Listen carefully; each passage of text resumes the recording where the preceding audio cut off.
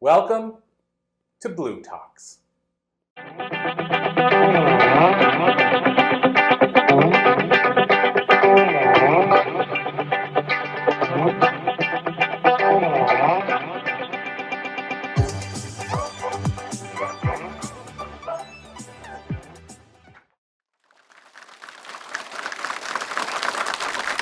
Thank you so much, Laura, for the warm introduction. I am Jenna Ross, and I'm going to be speaking about my life lessons of being a serial entrepreneur. So, life lesson number one is to just get started. It is something that is so easy to do these days. You can have a side hustle and you can start a business with very little barriers to entry. So I started my side hustle when I was working in corporate IT, and I left my full-time job in 2015 to become an entrepreneur. And I sort of burned the boats and left my job not really sure exactly what I was doing. But what I did know is at that point, I managed 20 residential units, and that was giving me a little bit of some recurring revenue. So I was looking originally to replace my corporate salary. So that was my initial goal with the business, and to be able to stay home with my two young children who were 3 and 5 at the time. So it was difficult to make that first leap to leave my full-time job. And when I did, it felt great. It was like parachuting. I didn't know what was going to happen next. Life lesson number 2 is to follow your heart. Everybody has a dream. Every entrepreneur has a dream that lives inside them that wants to come out. And there's a lot of people in your friends and family who will want to give you some unsolicited advice and tell you what you should be doing or different ideas that they have for your business and how you should go about things. And the advice for myself actually came from my lawyer, which was really interesting. And I listened to what he had to say, but it was interesting when I tried to come up with a business name. I decided I wanted to start a property management company, and I had a website developer that was waiting on the sidelines, ready to make a really cool prototype of a website. And I thought, okay, I need a business name. And I was trying to look, and if anybody's tried to discover their business name and what it should be, that's kind of difficult sometimes. So I was trying to slap words together that went with property management, and then I do a name search, and it was like, oh, I kind of like that one, but it's taken, so I can't have it. And then I put 2 words together, Prime Vision Property Management. Okay, not really loving it too much, not really feeling it, but it's available. So I got my lawyer to put it on hold for me. So Prime Vision Property Management. Okay, I guess that's a start, but it wasn't lighting me up. So then I contacted the website developer and said, I'm really struggling with this business name. It's not resonating with me. I don't know. And he said, well, tell me your elevator pitch. So there I am driving down the highway like, okay, so I want to manage really nice properties for really nice people. And yeah, happy places where happy people want to live. Oh my gosh, and it just hit me. The proper name that I wanted to do that I was excited about was Happy Place Property Management. So I went home and I did a search, and okay, it's available. Great, I'm gonna email my lawyer and tell him that I want to be Happy Place Property Management. Please reserve that name for me. So he writes back and he's like, are you sure about that? And I said, yes, I wrote back to him and I said, yes, I'm sure. And then the phone rang, and it was Bill, my lawyer, and he's saying, Jenna, like Prime Vision Property Management, Happy Place Property Management. And the way he said it made it sound kind of like a daycare. I got what he was saying. And he said, you know, Jenna, I know a lot of people and they do really cool things with business names and marketing and all those things. So that could be the case. And I was like, yes, thank you for your advice. And I'm going to go ahead with what resonates with me. And so I had the logo designed, and it really resonates with my clients and owners alike. So I have been not listening to anybody's advice for the past 8 years. of Happy Place Property Management. And so that's been excellent. So life lesson number 3 could bring you to the badlands of your business, which it did for me. So in the beginning, when you're just small and you want to scale, and look, I was trying to replace my take-home income, I ended up in the badlands of my business life because I was putting ads out trying to attract new real estate investors, and I was managing every kind of property that came my way. So if you had a property that your tenants trashed, I was your girl. Team of one, I'm gonna fix you up. I'm gonna make everybody, I'm gonna make the place happy and the people will be happy living there, no problem. No, it's not a lot of fun when you're a team of one. And the other part that I discovered that I will never do again is I ended up deciding there was an owner with a 5-bedroom, 2-unit duplex, so 9 bedrooms in total, and they were furnished. And she said, "Hey, this is available." It was in the middle of winter, and I thought, what can I do with this 5-bedroom furnished property? Oh, maybe what I can do is rent it out by the room. So I decided this is going to be easy. I place an ad, and I had a very anxious respondent. We'll call her Trudy.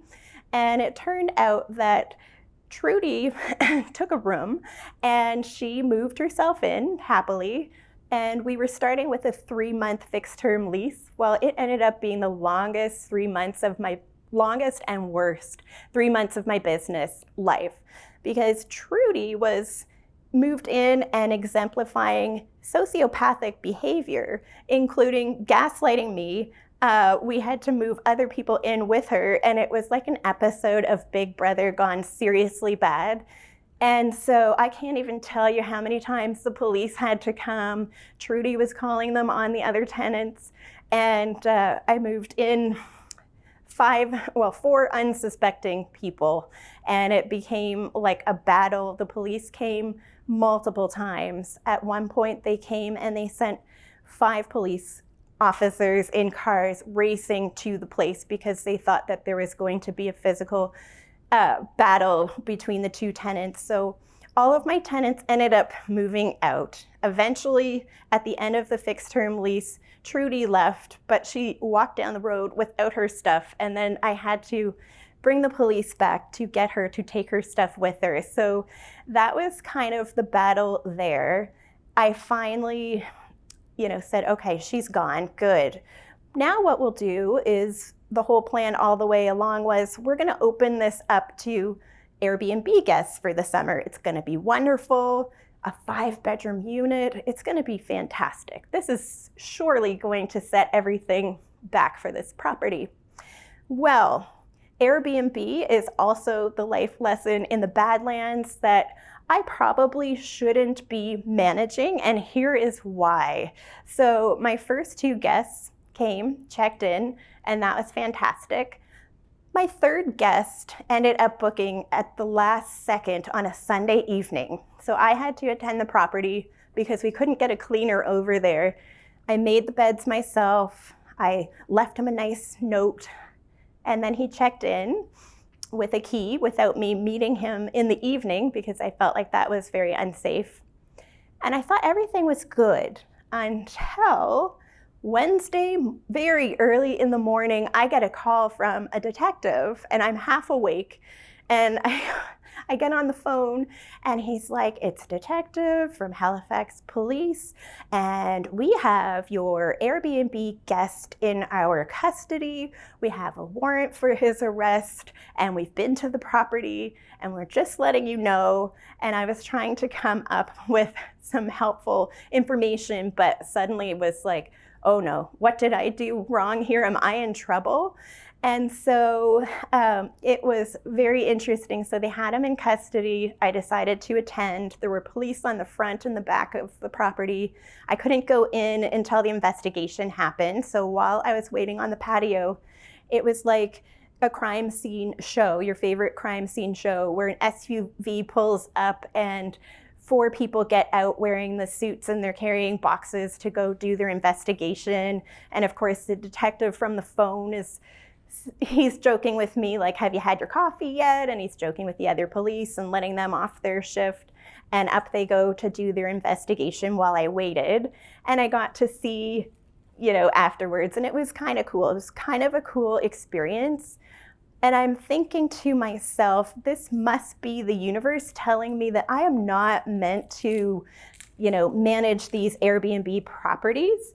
Like, what can I tell to my owners? Follow me for more Airbnb investing tips. Like, I don't know, probably not. So those are the life lessons that I've learned around making sure that, and sometimes they're painful to learn, but you want to make sure that you're doing what's right for you and you're serving the right client for you. So life lesson number 4 is to build a team. It was so hard when it was just me in the team, a team of 1, an entrepreneur, and I had to do everything myself. So now for the property management company, I happily have a manager of the company, Vicky. I have a leasing agent. I have a repair coordinator, and I have some admin help as well. So we work as a team. And the most interesting thing I can say about building a team is to empower them and allow them to make mistakes. And I learned from Matt Sims from Simplicity Designs back in 2019, the most important thing I learned in his training was to always blame the process, not the people. So I let my team know it's okay to make mistakes. We all do, and I make mistakes, many of them along the journey, and always come back to what did we learn from the mistake that we made? What process can we fix? I don't ever want my team to feel like they can't tell me, like anything major that they might have done. They might have put the wrong number on a lease or something like that. Everything is fixable, and we want to make sure that we put systems in place so that we don't make that mistake again. So that's my team. I'm really pleased with them. And also, I do have the Nova Scotian Cookie Company, and I'm so thankful to have Donna with me.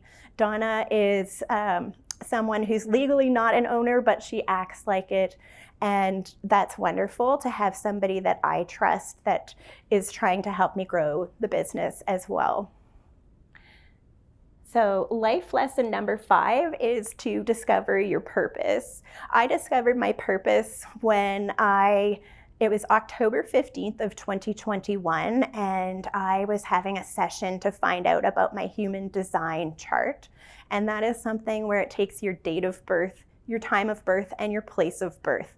And it gives you some really interesting information about yourself. So I realized that I'm a generator.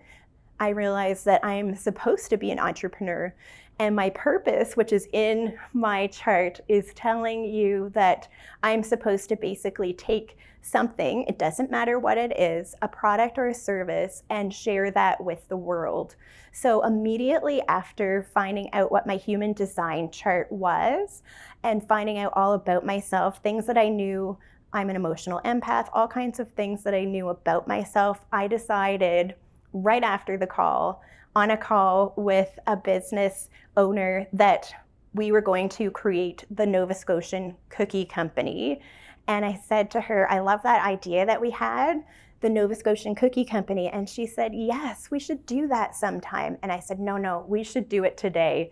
And she said, are we pivoting, Jenna? And I said, yes. Tell the lawyer the other business name for the totally different business idea. Put that away, put that aside. This doesn't really make any sense to most people, but we're going to do the Nova Scotian Cookie Company.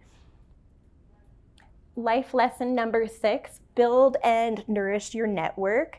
It's amazing to network and connect to people, and always remember that you want to lead with how can you help that person? How can you connect that person? And it's amazing what that can do for you.